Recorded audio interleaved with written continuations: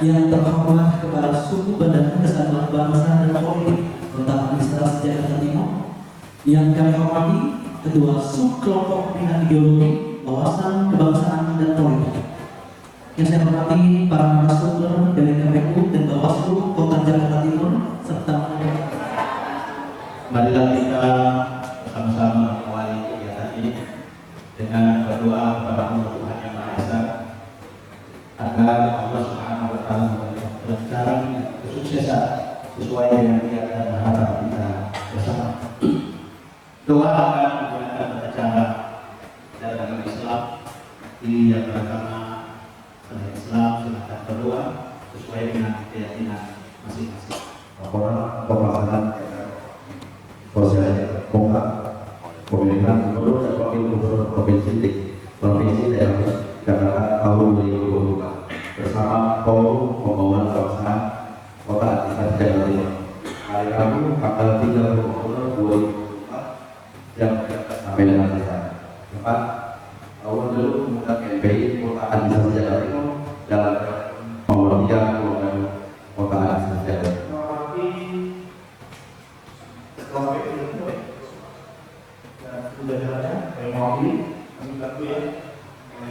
Lalu Bawaslu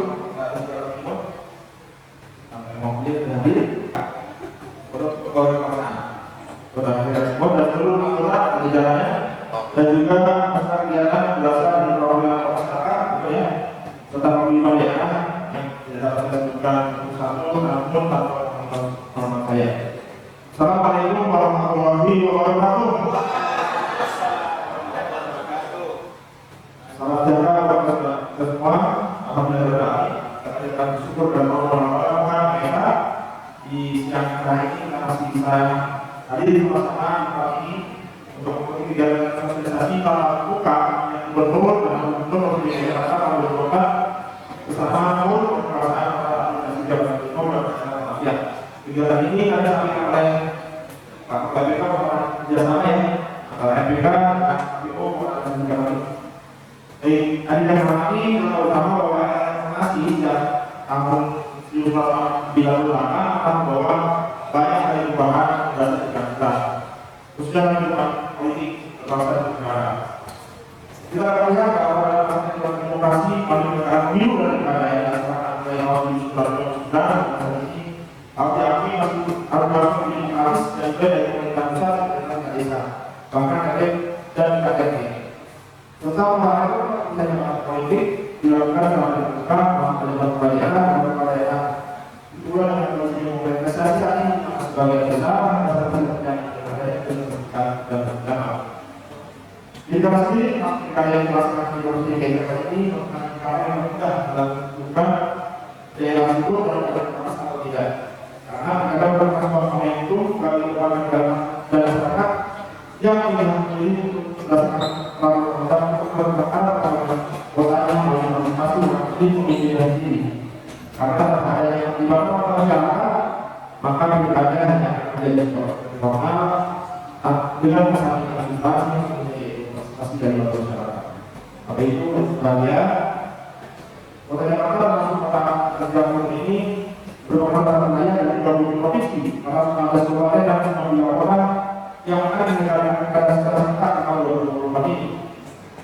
Dengan demikian, Provinsi Jakarta tahun 2024 hanya merupakan agenda yang bersama dan juga bagian dari nasional yang melakukan sukseskan bersama. Dan lagi kita tahu bahwa Kota Jakarta ini masih merupakan program nasional dan nasional berbeda juga langsung berbeda kepada proyek. Apalagi Pak KPU, Pak Dedi, saya lanjut ya. Atas tersebut saya mulai melakukan ini mempunyai kemungkinan analis sebagai bagian dari politik guna melakukan tindakan di tahun 2019 dan juga dari tahun 2024 yang lalu. Sekaligus bulan membentuk permukaan atas komitmen pemerintah daerah dalam fasilitasi tenaga pemilu sebagai dilakukan dalam agama. Hanya saya menyampaikan akan dari bersama bahwa penegakan ada pesta demokrasi harus diselesaikan dengan pemerintah. Oleh karena itu, kesempatan saya katakan kalau sertanya berasal dari pemerintah dan masyarakat yang hadir pada hari ini, terutama dari masing-masing provinsi. Pertama, agar turut jaga di daerah yang muslim dengan surat pasal 2024 mengingat hal tersebut dapat menjamin masyarakat untuk dapat melakukan pilihan secara demokratis. Untuk itu marilah kita tingkatkan kewaspadaan atas potensi ancaman tantangan gangguan kesempatan yang mungkin muncul di lingkungan kita masing-masing yang ditunjukkan untuk menimbulkan kekacauan. Yang kedua adalah mensosialisasikan kepada seluruh masyarakat baik di lingkungan masing-masing maupun di organisasi masing-masing terkait penyelenggaraan pilkada tahun 2024 ini. Sosialisasi disampaikan artinya berupa memberikan pemahaman bahwa pilkada merupakan organisasi kepala ekonomi kepala daerah dan wakil kepala daerah yang dapat sesuai dengan hendak masyarakat Kabupaten Jakarta. Jadi pilkada ini merupakan agenda mungkin 5 tahunan ya. Sudah mungkin 5 tahunan. Jadi perbedaan itu sangat wajar dalam menunjukkan pecahan dalam Jakarta.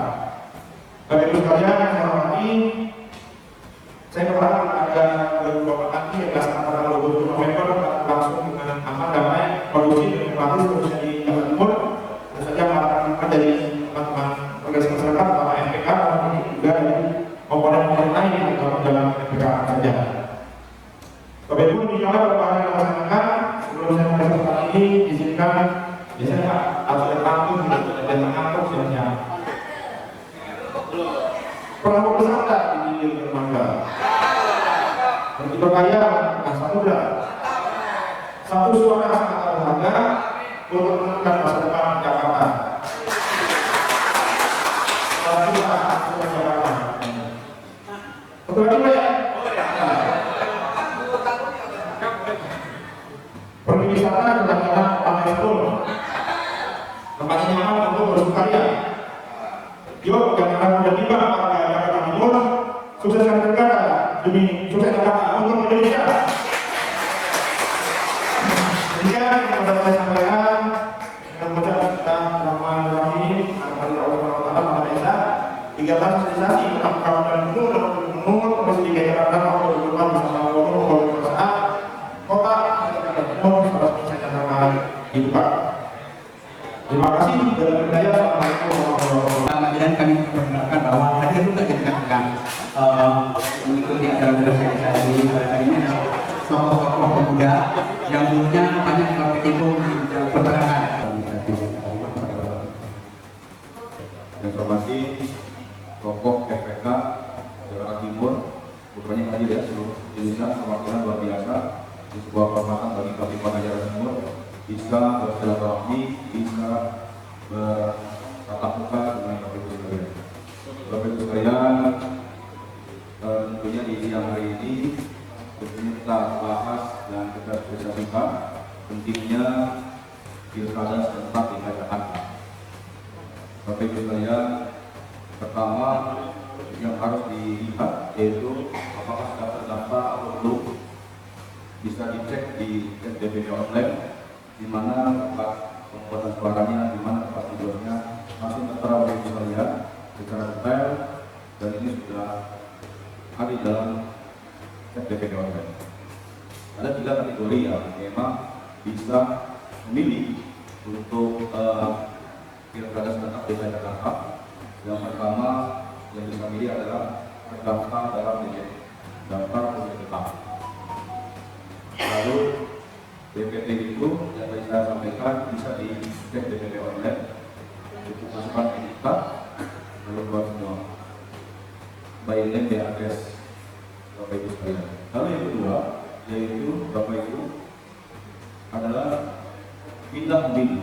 Nah, pindah memilih ini tentunya jika KTP-nya Jakarta Timur namun bekerja di Jakarta Barat atau bekerja di Jakarta Selatan, Pusat dan sebagainya, ini masih di bukan DKI Jakarta, maka yang bersangkutan bisa pindah memilih. Jadi cukup tunjukkan KTP dan sudah terdaftar dalam CPWD. Jadi bisa memilih ke Jakarta Barat atau sebaliknya. Orang Jakarta Barat lalu ingin pindah kerja, kuliah dan sebagainya di Jakarta Timur, maka bisa pindah. Bisa urut di asal, bisa juga urut di tujuan. Lalu yang ketiga yaitu daftar pemilih khusus. Daftar pemilih khusus ini ketika seseorang tidak terdaftar PPDB. Ketika tidak terdaftar, maka jangan berkecil hati, tetap sesuai dengan Undang-Undang 7 tahun 2017, Undang-Undang 10 tahun 2016 dijelaskan bahwa setiap warga negara Indonesia yang punya NIK, yang punya KTP, punya sertifikat siaga, aturan, terus regulasi, orang bisa memilih. Jadi ketika tidak terdaftar DPD dan DPD, maka bisa menggunakan daftar pemilih dulu. Namun ada syaratnya.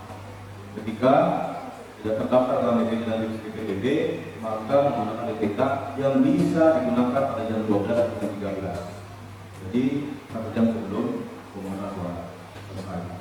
Jadi Bapak Ibu sekalian, semua warga negara yang punya KTP tentunya bisa memilih.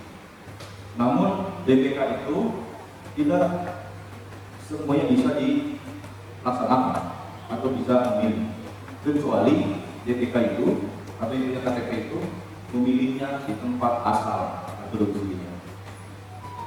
Jadi kalau misalnya KTP-nya RT 1 RW 2 misalnya Kelurahan Rawabuaya Jatinegara, maka itu dia tempat nyoblos. KTP-nya Jatinegara, KTP-nya Kelurahan Rawabuaya tidak bisa digunakan di Kecamatan Kapung, Kecamatan Pulau tidak sekali, karena harus sesuai dengan domisili. Maka sampaikan ke seluruh stakeholder, sampaikan ke seluruh masyarakat, sehingga ketika tidak terdaftar maka boleh menggunakan ini. Nah, Bapak Ibu sekalian, maskot dan jingle yang tadi Bapak Ibu sudah nyanyikan, alhamdulillah maskot dan jingle itu dimenangkan mereka ini ya, Bapak Ibu di sayembarakan, dilombakan oleh Bapak Provinsi, dan alhamdulillah yang menang adalah orang Bangka Timur. Jadi membuat maskot dan membuat lagu jingle. Nah, Bapak Ibu sekalian, maskotnya ini si Mayor, ya, Kemayoran, lalu jingle tadi dinyanyikan dengan tema Suara Kita Masa Depan Jakarta.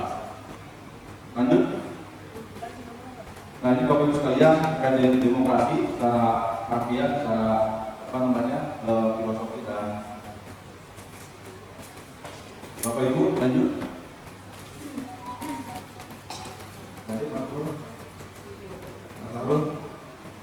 Nah, sejarah pilkada Bapak Ibu sekalian, ini alhamdulillah sejarah pilkada di Jakarta. Yang pertama, secara di pilkada di Jakarta tahun 2007 yang dimenangkan oleh Koji Prianto, mungkin Bapak Ibu sekalian mengalami luar biasa pengalamannya, pasti masih ingat. Lalu yang kedua, pilkada di Jakarta tahun 2012 dimenangkan Pak Jokowi dan Pak Basuki. Lalu pilkada 2017 dimenangkan Pak Anies dan Pak Sandiaga Uno. Nah, Bapak Ibu sekalian, selanjutnya, nah ini pilkada serentak sudah 4 kali kita lakukan, namun tidak serentak di tahun 2024. Yang pertama, pilkada serentak dilaksanakan pada tahun 2015, ya 2015 dengan jumlah 259 daerah keserentakannya. Tentunya tidak semuanya, itu dibagi dengan 2017. Lalu pilkada serentak tahun 2017 dengan jumlah 101 daerah, termasuk DKI Jakarta, masuknya di tahun 2017. Lalu pilkada serentak tahun 2018, termasuk Jawa Barat, Banten dan sebagainya, itu masuknya 2018 daerah. Nah, totalnya 171 daerah. Dan tahun ini 2024 secara serentak keseluruhan seluruh Indonesia dilaksanakan pada tahun yang sama dengan pemilu, pemilihan umum, legislatif dan presiden wakil presiden. Jumlahnya 545 daerah. Jadi Bapak Ibu sekalian, ada 4 yang direkomendasikan oleh MK. Tentunya direkomendasikannya secara tahun yang sama atau serentak nasional dan daerah. Kalau misalnya kemarin dilaksanakan atau diputuskan oleh Komisi 2 itu atau DPR 2 kali dengan 2022 dengan 2024 itu saya pikir bisa nampak dulu ya, tidak terburu-buru, tidak tergesa-gesa seperti yang dilakukan oleh tahun ini. Nah, tapi yang diputuskan oleh DPR bahwa keserentakan yang diambil hasil rekomendasi itu adalah keserentakan di tahun yang sama. Jadi pilpres di awal tahun, pilkada sudah berakhir. Lagi-lagi kami KPU Kota, KPU Provinsi ini tidak bisa berbuat apa-apa, hanya bisa menjalankan apa yang diputuskan di regulasi, apa yang diputuskan oleh undang-undang, maka kami hanya bisa menjalankan Bapak Ibu sekalian.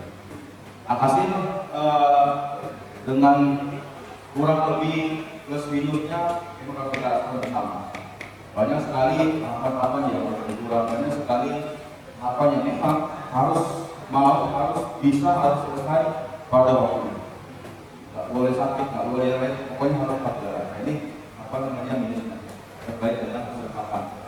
Padahal kesiapan itu bila pilpres saja harus memakan waktu sekitar 22 bulan persiapan sampai ke pemungutan rekapitulasi. Tapi di pilkada kurang lebih 6 bulan, dan juga tidak sampai itu kita harus menjalani proses tahapan di pilkada DKI Jakarta.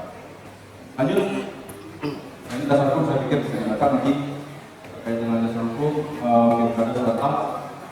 Lanjut, nah ini Bapak Ibu sekalian terkait dengan asas penyelenggaraan pilkada serta DKI Jakarta.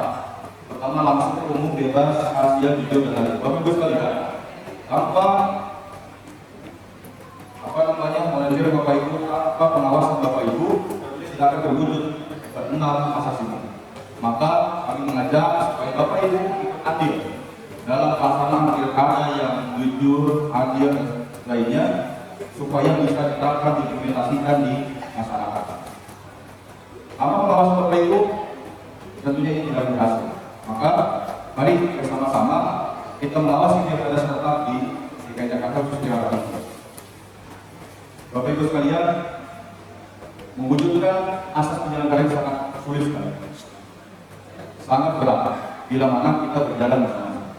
Tapi kalau misalnya kita sama-sama kompak, ya, bersama-sama mengawasi, tentunya pasti akan bisa. Ketika misalnya ada seorang yang ada di lapangan, kita sedang segera bisa ke KPU, bisa ke Bawaslu. Karena tentunya penyelenggara pemilu tidak banyak. KPU tingkat kekuasaan hanya 3. Bagaimana bisa menjangkau seluruh rakyat? Bawaslu atau PKD kurang satu dan itu sangat tidak mungkin menjangkau seluruh rakyat. Maka atas aduan Bapak Ibu, laporan Bapak Ibu itu tentunya untuk menjaga marwah pilkada, menjaga asas pilkada. Maka ayo bersama-sama, pertama kita sampaikan bahwa pentingnya pilkada, kedua kita awasi bersama, ketiga laporkan ketika menemukan hal-hal kegagalan dalam pelaksanaan pilkada. Bapak Ibu sekalian, lanjut. Nah ini prinsip pilkada tentunya jujur, didasari yang semata-mata penyelenggaraan pemilu sesuai dengan ketentuan yang berlaku tanpa adanya kepentingan pribadi kelompok atau ulama. Bapak Ibu sekalian, yang kita adalah yang masa depan Jakarta. Semenjak diundangkannya ibu kota di Jakarta ke Nusantara, tentunya masyarakat kita sebagai masyarakat dengan caranya bisa mempertahankan diri, bisa mempertahankan Jakarta sebagai kota global, sehingga tentunya bisa bertahan minimal tidak tertinggal atau bisa dikatakan Jakarta menjadi kampung. Nah, Bapak Ibu sekalian, dengan 3 calon ya Bapak Ibu yang sudah kita saksikan bersama, tentunya banyak sekali visi-visi ya. Ketiga calon itu cukup luar biasa. Ya, seperti kita saksikan bersama di debat pertama dan kedua, hampir seluruhnya calon itu tentunya memungkinkan untuk memikirkan kota Jakarta. Lalu selanjutnya terkait dengan berkepastian hukum, terus operasional, tertib melaksanakan tugas fungsi dan sebagainya, efektif penyelenggaraan pemilu, pelaksanaan sesuai dengan rencana tahapan dengan tepat waktu. Bapak Ibu sekalian, alhamdulillah dari tahapan seluruh yang kita laksanakan yang sudah kita jadwalkan, KPU DKI Jakarta termasuk KPU Kota sudah bisa melaksanakan sesuai dengan tahapan, sesuai dengan jadwal, dan alhamdulillah tepat dan tepat waktu ya melaksanakan seluruh tahapan yang ada di pilkada DKI. Lanjut. Nah ini Bapak Ibu sekalian, Jakarta Timur juga sudah melaksanakan tahapan pembentukan ad hoc Yang pertama kemarin kita laksanakan sudah kita bentuk dan melatih. Pertama PPK, panitia pendidikan kecamatan, satu kecamatan 5 orang, lalu PPS itu ada 3 orang. PPK di tanggal 16 Mei kita lakukan di Kabupaten Batang, lalu 25 Mei di seluruh kelurahan di Jakarta Timur, jadi jumlahnya sekitar 195 orang. Lalu 25 Juni 2024 akan dilantik sebanyak 8.227 antarik. Jadi alhamdulillah sudah dilantik semua. Dan besok tanggal 7 November 2024 kita berlantik KPPS itu. KPPS sudah terbentuk, sekarang melengkapi administrasinya. 7 pelantikan, setelah itu diptek sampai tanggal 10, dan tentunya setelah itu bisa langsung bekerja untuk mempersiapkan PPS dan sebagainya. Lanjut. Nah, Bapak Ibu sekalian, ini kemarin sudah kita laksanakan bersama, dan untuk pemilihan gubernur terkait dengan perorangan. Jadi persyaratan yang dilaksanakan yang sudah selesai. Mungkin ada Bapak Ibu yang dicatut dan sebagainya kemarin. Cukup banyak yang berada di medsos tentang pencatutan calon independen. Jadi KTP tiba-tiba ada ya untuk diverifikasi. Bapak Ibu sekalian, tentunya KPU Kota, KPU Provinsi yang menjalankan apa yang diberikan KTP oleh pasangan calon. Jadi pasangan calon mencari KTP, masukin ke bahasanya itu di sistem silon, ya sistem calon silon. Jadi silon itu kita menerima KTP dari pasangan calon. Setelah dari silon itu kita bisa tekan. Kalau transaksinya memang mendukung pernyataannya ada, jadi kita akan PPSK. Tapi kalau KTP sama hubungan itu berbeda, namanya berbeda, angkanya berbeda, itu kita akan PPSK. Nah, verifikasi pertama, kedua, kita menuju syarat, itu apa? Karena kita menuju syarat, namanya lain, KTP-nya lain. Setelah 2 kali berturut-turut dia tidak menuju syarat, akhirnya ngadu. Dan saya kalikan bahwa akhirnya ngadu ke Bawaslu sekalian. Selanjutnya dimediasi oleh Bawaslu. Dimediasi Bawaslu langsung diloloskan oleh Bawaslu dalam hal perpanjangan. Jadi kasih kesempatan oleh Bawaslu. Karena kamu sudah tidak mau lagi lah. Karena sudah berturut-turut kita kasih dan kita atur. Setelah selesai kita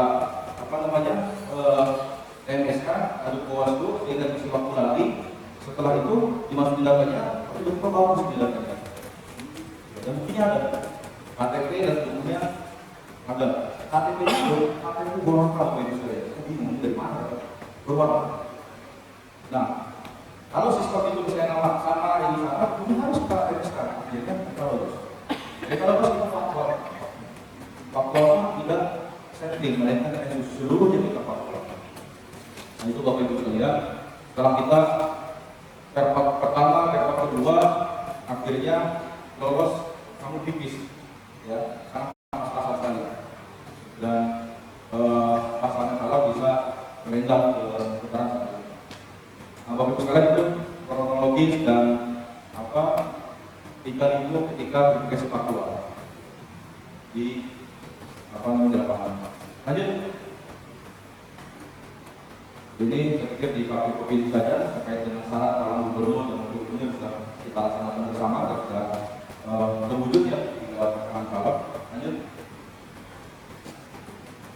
Nah ini Bapak Ibu sekalian terkait dengan tahapan pilkada.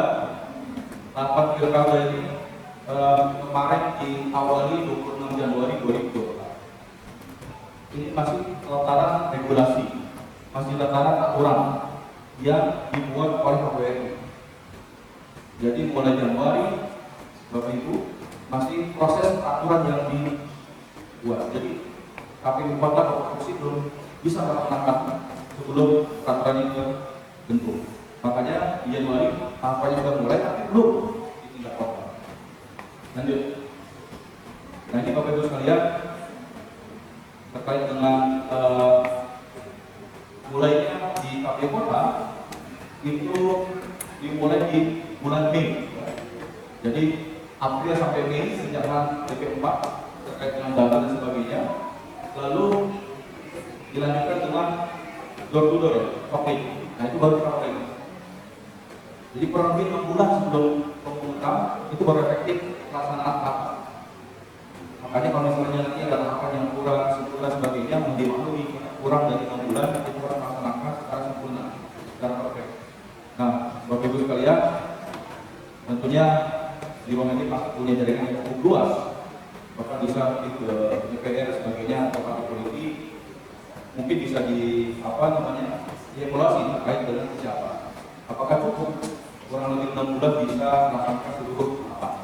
Apakah cukup untuk melaksanakan pesta demokrasi hanya persiapan 6 bulan saja? Kalau misalnya bisa disampaikan untuk evaluasinya, itu saya pikir lebih bagus karena memang pesta rakyat dan pesta seluruh masyarakat bisa menikmati, bukan sebenarnya sebagainya.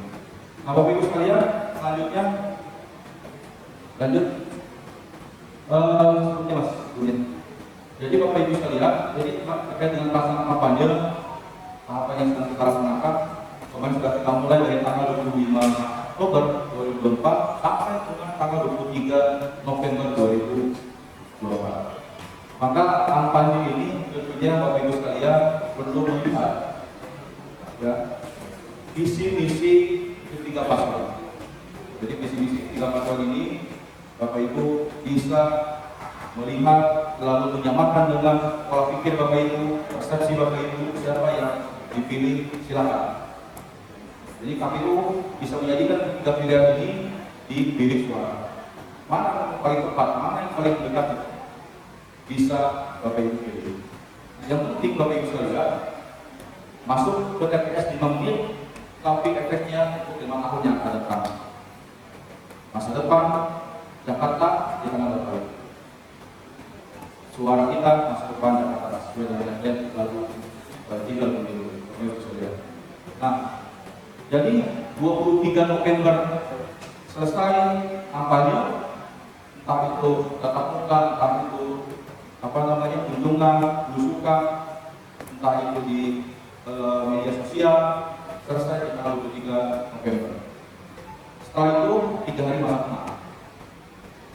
Ya, 3 hari masa tenang, 24, 25, 26 November itu masa tenang. 27 kita melaksanakan pemungutan dan penghitungan suara. 24, 25, 26 itulah tugas kita bersama untuk mengawasi. Jangan sampai nanti ada sangat panjang, ada yang bagi-bagi sembako, ada yang bagi-bagi uang dan sebagainya. Itu yang mencerai demokrasi hari ini. Bapak Ibu sekalian, kami KPU Bawaslu tidak akan tahu ketika ada proses kejadian itu tanpa diberi kabar dari Bapak Ibu, tanpa ada laporan dari Bapak Ibu. Maka tentunya kita harus bekerjasama terkait itu supaya pelaksanaan pilkada serentak bisa luber dan jurdil yang kita laksanakan. Jadi biasanya yang dilakukan ketika masa tenang itu adalah bagi-bagi sembako dan sebagainya. Atau ada juga bagi-bagi apa? Itu mari kita awasi bersama. Mari sini berapa sih begitu? Sedikit sekali, kadang ada 100, 200 makan bakso di warung habis. Padahal tracking masalah. Ini harus kita serta bersama supaya tidak terjadi seperti yang disampaikan. Lanjut. Nah ini Bapak Ibu sekalian, ini pelaksanaan pemungutan 27 November dan rekapitulasi tingkat kecamatan, tingkat kota, tingkat provinsi sampai tanggal 16 Desember 2024. Itu proses rekapitulasi dari mulai kecamatan sampai provinsi. Lanjut. Nah ini Bapak Ibu sekalian, pemukulan data terkait dengan jumlah pemilih dalam surat TPS. Kalau kemarin di Pilpres itu maksimal 300 satu TPS, tapi kalau sekarang makanya kemungkinan besar itu pasti ada angka itu mulai dari 7 sampai 13 mulai cukup panjang karena yang tadi 2 TPS jadi 1 TPS ya, jadi 1 TPS dengan satu. Nah, mungkin Bapak Ibu kalau punya kesibukan dan sebagainya lebih baik datang pagi supaya masih lowong ya, masih terlalu banyak. Biasanya jam kami itu dari jam 8 sampai jam 10, 2 jam ya kami. Lalu Bapak Ibu sekalian, tentunya harus digabungkan dari dua TPS menjadi TPS, tapi tentunya harus memperhatikan tidak boleh digabungkan dengan 2 kelurahan jadi satu atau lintas kelurahan itu nggak boleh. Kalau lintas RW persilakan, nggak masalah. Paling katanya dekat ya antara RW 1 dan RW 2, RW 2 dan RW 3, RW 3 dan RW 4 sangat dekat. Jadi dipersilakan. Tapi kalau hanya sudah lintas kelurahan itu tidak diperbolehkan karena melanggar aturan atau regulasi yang kelurahan. Lalu selanjutnya kemudahan pemilih ke TPS. Bapak Ibu sekalian perhatikan, kami juga sudah menyampaikan kepada BPK, PPS, dan Fintech untuk harus ada aksesibel. Aksesibel itu tentunya dalam TPS itu ada 4 bilik, satu kotak 4 bilik. Jadi 3 bilik untuk orang yang segar, orang yang sehat. Nah, 1 bilik lagi tentunya bisa berdekatan mejanya. Tentunya itu peruntukan buat orang disabilitas. Jadi tempatnya lebar dan posisi biliknya pun nanti dibuka. Jadi tidak rata, dia dibuka. Jadi ada 2 settingan yang memang disiapkan oleh regulasi KPU. Jadi bisa buat yang biasa, normal, lurus, dia punya aktivitas. Terus ada juga yang dia terbuka. Nah, Bapak Ibu sekalian, inilah DPT yang sudah kita lakukan. Nah, sudah kita cetak semua suratnya, dan alhamdulillah surat juga sudah selesai di setting, packing dan sudah dilipat sortir. Jadi gudang KPU Kota Timur ada 3 gudang 2 di Kim ya, gudang berbaru. Nah ini Bapak Ibu sekalian, ada 3 syarat pemilih dan 3 syarat pemilih. Kalau pemilih itu ada 3, pertama warga negara Indonesia, yang kedua berusia 17 tahun, yang ketiga sudah pernah kawin. Jadi kalau dia belum 17 tahun, belum genap, tapi dia sudah menikah, itu boleh. Dibuktikan dengan apa? Dibuktikan dengan surat akta nikah. Ya. Jadi belum 17 tahun dipersilakan untuk memilih. Tapi kalau secara umum itu 17 tahun dibuktikan dengan KTP. Nah, bagaimana ketika KTP 17 tahun tapi dia bertepatnya pada tanggal 27 November 2024? Kan tentunya KTP saat lahir baru dikasih KTP-nya itu. Nah, ketika dikasih tanggal 27 tentunya belum bisa. Pertama, kurang itu. Kedua, tentunya orang tersebut juga pas tepat ya di tanggal 27 November. Nah, syaratnya atau yang dilakukan adalah melakukan pendaftaran KTP identitas kependudukan, itu bisa bagus sekali. Jadi bukan hanya KTP kaitkan dengan KTP. Nah, ini 3 syarat pemilih ya, 3 syarat pemilih. Lanjut. Nah ini syarat pemilih ada 3. Kalau tadi pemilih ini untuk memilih pada saat yang di TPS. Pertama di setting daftar pemilih tetap, DPTB daftar pemilih tambahan, dan daftar pemilih yang ada sudah saya sampaikan di awal. Lanjut. Nah ini Bapak Ibu sekalian, ini daftar calon pasangan gubernur dan wakil gubernur, ada 3 pasangan calon. Bapak Ibu, alhamdulillah DKI Jakarta, KPU Provinsi DKI Jakarta sudah mempersembahkan untuk masyarakat Jakarta 3 pilihan yang cukup bagus sekali Bapak Ibu sekalian. Tidak kaleng-kaleng. Ya, mulai nomor 1, 2, dan 3. Nah, Bapak Ibu sekalian, nomor 1 tentunya penuh pengalaman. Beliau mantan Gubernur Jawa Barat, Pak RK. Asiswono, beliau mantan Menteri. Jadi tidak kaleng-kaleng. Kita mempersembahkan kepada masyarakat Jakarta yang cukup bagus. Yang kedua, itu mantan Jenderal Polisi yang kita sebarkan. Lalu yang wakilnya itu pendidik, ya, pengajar. Dia cukup terkenal di dunia pendidikan. Lalu yang nomor 3, Pak Pram ini sudah 2 kali menjadi menteri. 2 kali menjadi menteri dan cukup terkenal di kabinet. Lalu satu lagi Rano Hartanto Sidul, sudah artis, terus mantan wakil gubernur Banten, mantan gubernur Banten, terus anggota DPR beberapa kali periode. Jadi ketika calon ini tidak kalian silahkan pilih siapa yang lebih mendekati kepada Bapak Ibu dengan visi misinya, maka dipilih. Nah, Bapak Ibu sekalian, ketiga calon ini cukup mumpuni. Semua visi misinya tentunya untuk mementingkan masa depan Jakarta. Namun kami KPU menerima kabar bahwa rupanya di Jakarta bukan 3 pilihan, melainkan 5 katanya, sesuai dengan yang viral di medsos. Jadi 5 pilihan katanya, bukan 3. Loh, kok bisa 5 pilihan? Apalagi yang luar? Yang 3 itu 1, 2, dan 3, yang 4 rupanya golput katanya. Jadi ada 5 pilihan, yang 4 golput. Yang kelima rupanya ada tambahan lagi, ini khusus di DKI Jakarta, tidak berlaku di daerah lain. Jadi, tadi coblos semua, jadi ada 5 pilihan. Nah, makanya kami KPU tidak mau persoalkan dengan isu-isu itu.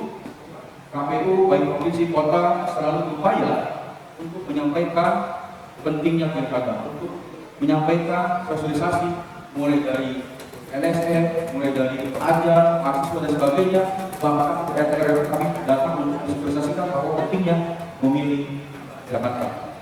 Bapak Ibu sekalian, lanjut saja. Nah, ini lokasi khusus Bapak Ibu sekalian, dari 4.144 TPS, setelah kita simak, setelah kita cermati, yang kita lakukan, bahwa ada 19 TPS di luar TPS reguler. Jadi kalau Jakarta Timur salah satu kota terbanyak TPS khususnya dibandingkan kota Jakarta Pusat, Selatan, Barat, Utara, dan Pulau. Jadi Jakarta Timur terbilang ada 19 TPS lokasi khusus dan kita sudah dapat. Nah, ini Bapak Ibu sekalian, ini lokasi khusus yang ada di Jakarta Timur. Yang pertama, ini ada di lapas Pondok Bambu, satu TPS. Lapas Pondok Bambu ini khusus perempuan. Ya, khusus perempuan. Lalu rumah tahanan Pondok Bambu Abdul. Ini juga sama perempuan, rutan perempuan di Pondok Bambu pada satu TPS. Lalu di rutan Cipinang, ini khusus laki-laki. Khusus laki-laki ada 4 TPS di rutan Cipinang. Lalu di narkotik Cipinang ada 5 TPS. Selanjutnya di lapas Cipinang ada 4 TPS. Ini semuanya ada di dalam lapas Utang, baik di Pondok Bambu dan di Pondok di Cipinang. Nah, selebihnya ada 4 TPS di luar lapas Utang. Mencapai target 78%, 78,3% partisipasi orang yang datang ke TPS. Nah, di tahun 2024 di pemilu itu mencapai yang 2019 seperti yang keduanya bukan 2024 itu mencapai 80%. Lalu partisipasi masyarakat di pemilu 2024 yang terakhir 83,5%. Jadi terus meningkat dari pemilu-pemilu. Mudah-mudahan di pilkada serentak 2024 DKI Jakarta itu bisa mencapai 84, artinya bisa melebihi atau melampaui pemilu presiden dan wakil presiden. Lanjut. Nah, ini Bapak Ibu sekalian, ini data TPS yang harus dibuat atau dibangun di masing-masing TPS. Seperti biasa, yang sebelah kiri ini proses pemungutan suara dan sebelah kanan proses pemungutan setelah ada pemilih. Jadi ini alurnya, terus di mana posisi ketua KPPS, KPPS 4, 5, 6, 7 dan 10. Lanjut. Mungkin ini yang dapat saya sampaikan, kurang lebih maaf dan lebih berjaya. Assalamualaikum warahmatullahi wabarakatuh.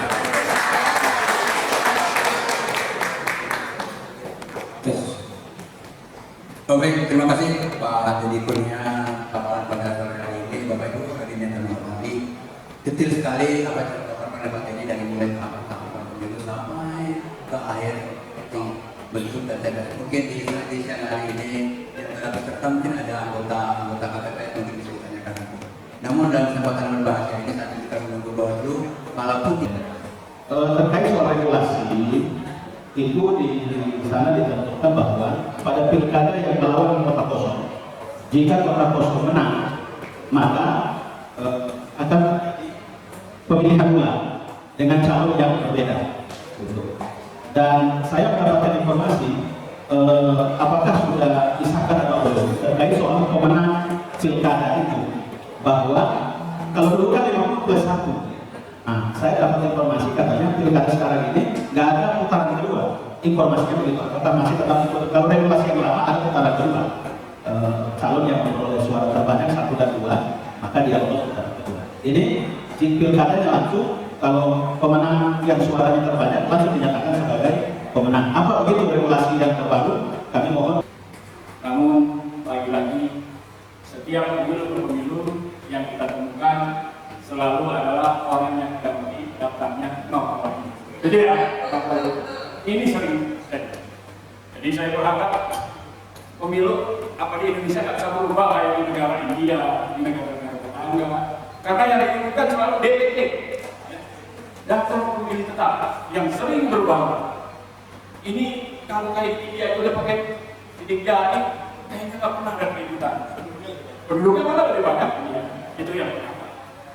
Yang kedua, ini Indonesia mau dijadikan apa sih kalau pemilunya nggak ada perubahan yang signifikan? Kita berharap ya dari Pak juga Timur ke depan, ini ke depan. Kalau saya berprinsip bahwa pilkada ini insya Allah, kenapa saya katakan ada perbaikan? Yang mana sebelum-sebelumnya pilkada berbeda-beda waktu. Ada eksodus dari Jakarta milih ke Jawa Barat, Jawa Barat milih ke Jawa Tengah. Ini yang terjadi, yang terjadi di bangsa kita. Jadi makanya bagus pemerintah mengatakan pilkada serentak. Lalu agak bolehlah, kalau enak aja KTP-nya di sini, pemilihnya di Jawa. Kayak gitu Pak. Ya, jadi saya berharap ini ada konteks yang mulai saat ini agak bagus. Kenapa? Karena pilkadanya serentak. Kalau pilkada dipotong-potong dicacak-cacak, ya kejadiannya begitu terus. Jumlah penduduk DPT-nya 1000, besok bisa jadi 1000 berapa? Nah ini yang pasukan ya Bang, sekedar pasukan karena saya dari tiap pemilu. Mudah-mudahan ke depan ya, pertanyaan saya yang tadi agar kiranya ada perubahan. Kemudian apakah tahun ini ada perubahan yang sudah pada meninggal alias paek? Ya, itu ada nomor lagi DPT. Karena yang saya lihat selalu yang diperlukan itu. Karena angka DPT yang meninggal akan menambahkan ke suara pemilih nantinya. Ya bisa aja dipasangkan orang-orang yang sudah memilih, yaitu kepada ya DPT orang yang sudah meninggal. Karena yang dulu kan masalahnya tadi bisik-bisik ke saya. Dan tahu katanya yang meninggal kok itu maksudnya. Jadi ini saya berharap agar kiranya KPU ke depan ada perbaikannya. Oh iya, kenalkan nama saya Vikram, saya dari Jakarta Timur. Ini izin bertanya, tadi sempat ada bilang bahwa sempat ada isu pilihan 4 atau pilihan 5 kan ya.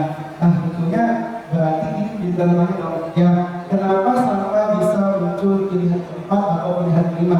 Karena berarti menandakan saya katakan bahwa sudah mungkin tidak puasan yang dirasakan oleh warga itu sendiri ya, karena yang mungkin buat apa itu sudah tahu menangis siapa gitu kan ya. Jadi sehingga orang ya udah sama aja itu juga. Jadi jika kesadaran masyarakat itu kurang gitu. Lalu saya juga dari teman saya juga aktif di Badan Pemuda ya, jadi bahwa banyak pemuda sekarang itu cuek ya, cuek dengan politik apalagi.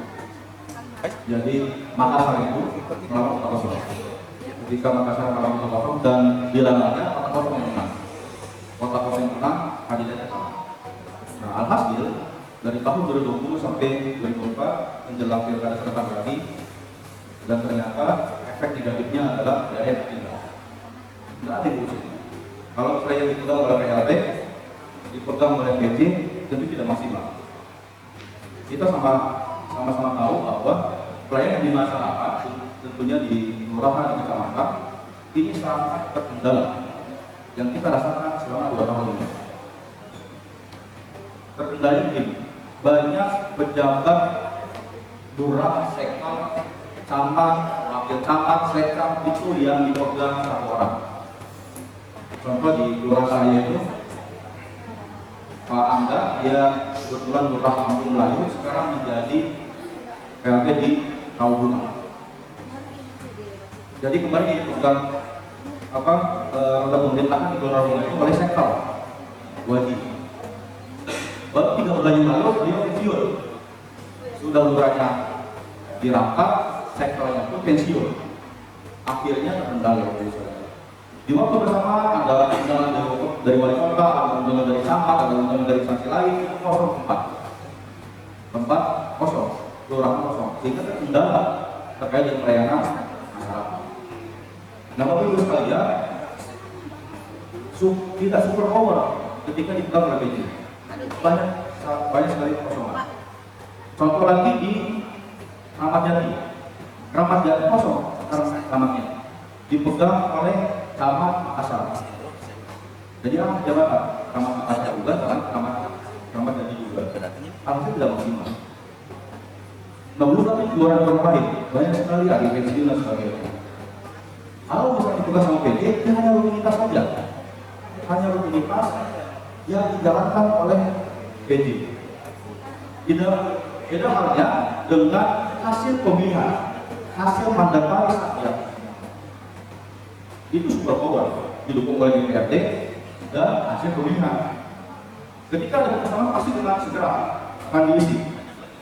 Tentunya tidak menghambat pelayanan masyarakat. Nah, Bapak Ibu sekalian, itulah ruginya kita ketika misalnya ada kosong.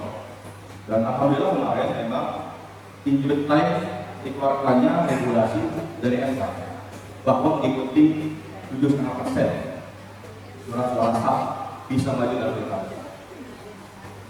Nah, hasil rata-rata di daerah satu partai, dua partai bisa mencalonkan karena tidak lagi 20% atau 25% suara sah keseluruhan.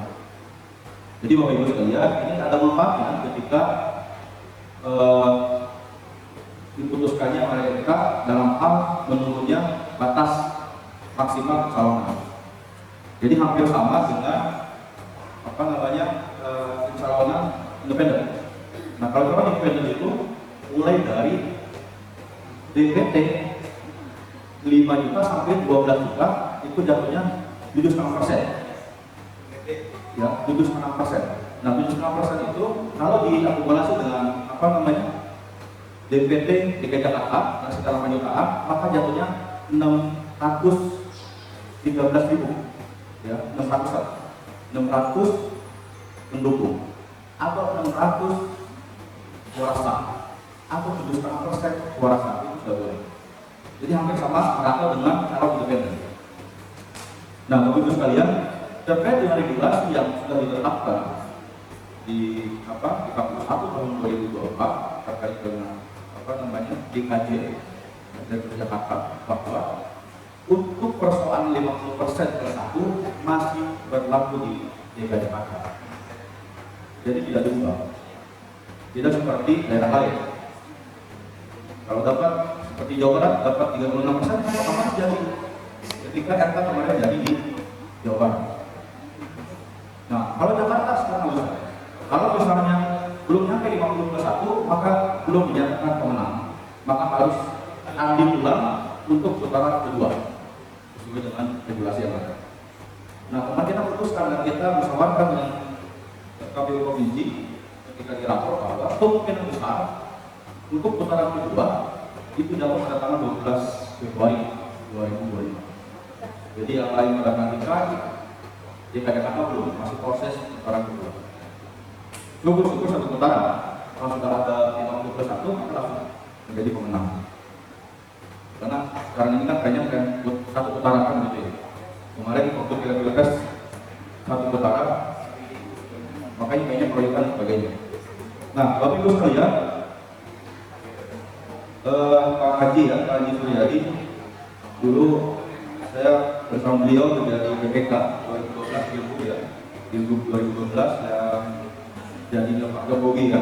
Beliau dulu sebagai ketua BPK, saya anggota BPK Jatinegara bersama dengan Pak Suryadi. Dulu kan Pak Hendra ya, nama aku ya. Dulu saya kami Jatinegara bagian data. Jadi memang betul dari pemilu DPK selalu disorot. Jadi banyak sekali eksodus yang menjadi keluar atau dari dalam, apalagi di arahnya Jabodetabek ya. Bekasi, Depok, Tangerang itu sangat mudah sekali penyesuaiannya. Dan gampang sekali kalau saya mau KTP 4 hari jadi. Nah, karena memang sekarang serentak di seluruh Indonesia, maka tidak ada lagi celah untuk eksodus. tidak ada istilah penggeseran KTP atau orang, sehingga tidak bisa lagi memanfaatkan pergerakan orang. Nah, tentunya ini sebuah kemajuan dan tentunya DPT yang disampaikan oleh Pak Haji memang menjadi tantangan sendiri, terutama yang sudah puluhan tahun meninggal tapi masih ada di DPT, dan itu nyata. Dan termasuk DPT yang kita tetapkan di sini masih ada waktu sekali, masih ada orang yang meninggal. Jadi sempat kami juga menyisir orang-orang yang sudah meninggal, tapi masih ada di DPT, dan itu kami sampaikan ke Dukcapil supaya dihapus. Jadi kalau jadi kita dihapus, otomatis dan mungkin terbit lagi KTP atau nicknya tidak aktif lagi, kita tidak bisa tuh. Nah, alasan Dukcapil kita sampaikan bahwa kata Dukcapil kami tidak bisa mencoret, kami tidak bisa menghapus selama orang tersebut tidak mengurus akta kematian. Jadi selama tidak mengurus akta kematian, maka Dukcapil tidak berani, sehingga memberikan efek terhadap DPT. Nah, di Sidali yang sudah kita laksanakan dari tahun 2019 bahwa ketika ada orang meninggal, maka harus diupload alat buktinya berupa akta kematian. Kategorinya ada orang yang meninggal, maka harus ada bukti. Harus ada bukti akta kematian baru bisa diupload. Kalau belum ada akta kematian, maka sistem dengan sendiri menolak.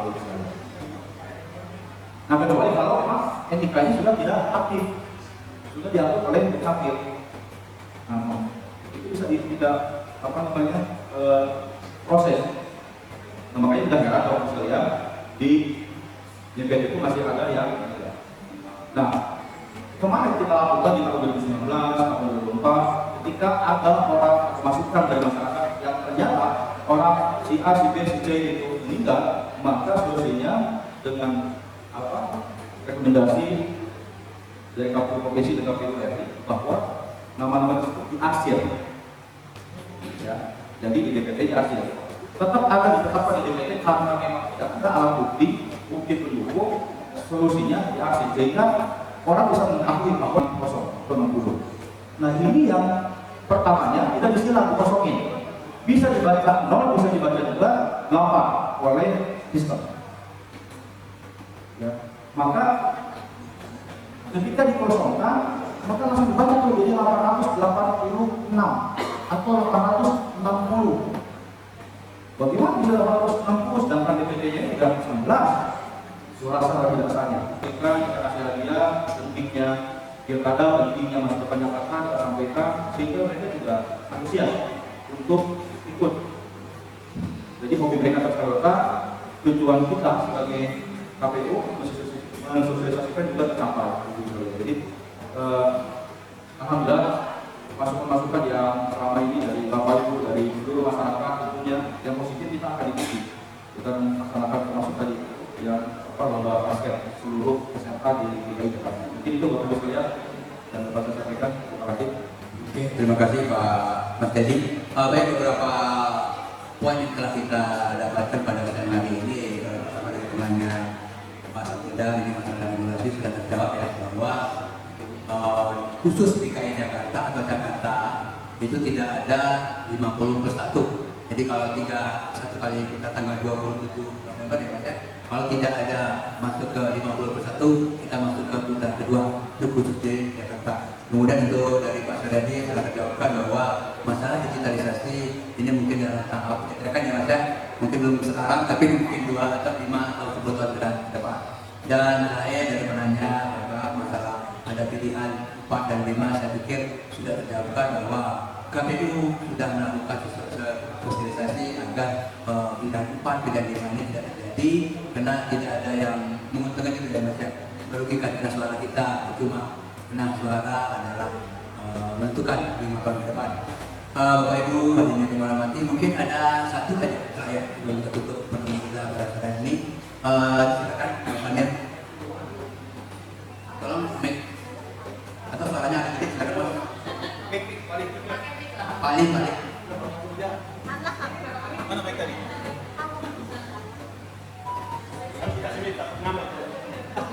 Mas Emir. Bismillahirrahmanirrahim.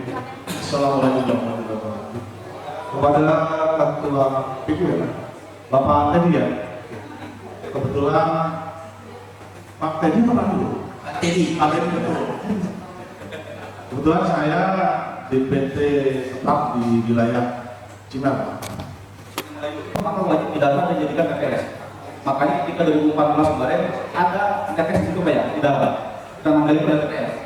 Jadi 2014 sampai dulu sempat demo dan mengubur diri 2014 itu. Ini Pak Jokowi waktu itu masih gubernur mengizinkan di situ dijadikan TPS. Walaupun masih senyata antara Tanah Halim dan Cimel. Jadi warganya pengen masuk ke Cimel, Pinang Melayu, tapi tanahnya itu tanah Halim.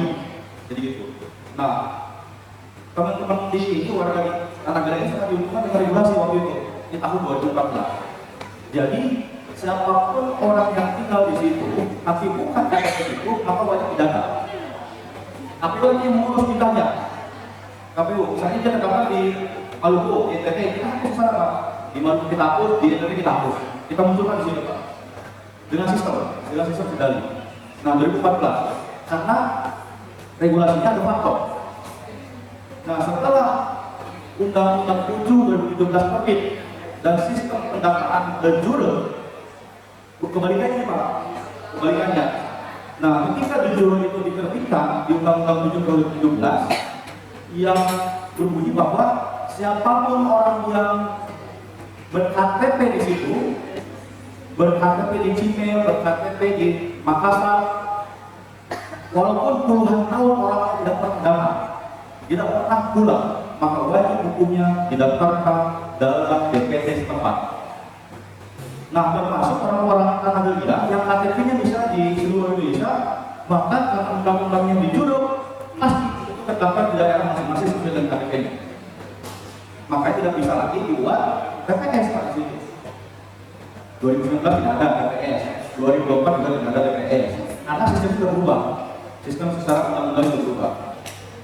Nah Bapak Ibu sekalian, bagaimana cara mengatasi KTP tersebut? Kemarin beberapa kali saya sudah minta kepada PPS, PPK Makassar untuk buat posko pindah memilih. Posko pindah memilih dari daerah dari Jakarta Barat, dari Jakarta Selatan pindah ke Cimel, itu bisa. Terakhir kemarin 28. Nah cukup banyak juga yang antusias yang mengurus pindah, karena kita buka di posko RW 03 gitu. Nah, alhamdulillah banyak yang mengurus. Tapi kita tidak bisa memaksakan orang untuk pindah Pak, harus kesadaran diri sendiri. Selama orang yang mengurus mau pindah memilih, kita pasti tahu. Suara kita.